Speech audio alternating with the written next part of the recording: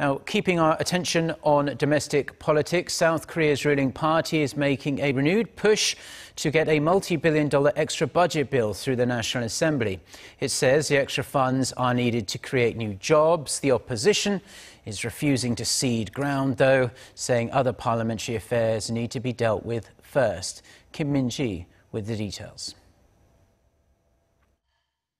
In the National Assembly's Budget Committee on Monday, members of the ruling Democratic Party of Korea went ahead and submitted the government's multi-billion-dollar extra budget bill for review. But with three major opposition parties boycotting the session, the evaluation is being stalled. Only 10 of the Budget Committee's 50 members' approval is needed for the bill to be tabled, but more than half is needed for it to be reviewed and passed on to a subcommittee that will fine-tune the bill.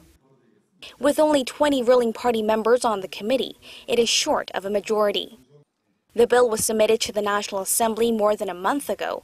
However, a review has been held up by the main opposition, which claims there is no legal basis for an extra budget. It's also been stalled by a deadlock in Parliament over President Moon's picks for his cabinet, as well as general bickering among the parties. In an effort to try to get the legislative agenda back on track, the National Assembly Speaker met Monday morning with the floor leaders of the four major parties. But the meeting bore no fruit, and they just dug in on their differences.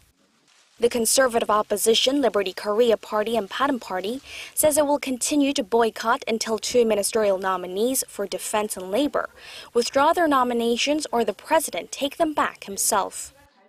Meanwhile, the ruling party and the centrist People's Party continue lashing out at each other in regards to an ongoing probe by the prosecution into a fake tip-off a People's Party member allegedly made during the presidential campaign. With the standoff far from being over, it remains to be seen whether the rival parties can find common ground and get the National Assembly moving again so that they don't leave July's extraordinary session, which ends next Tuesday, empty-handed. Kim Min-ji, Arirang News.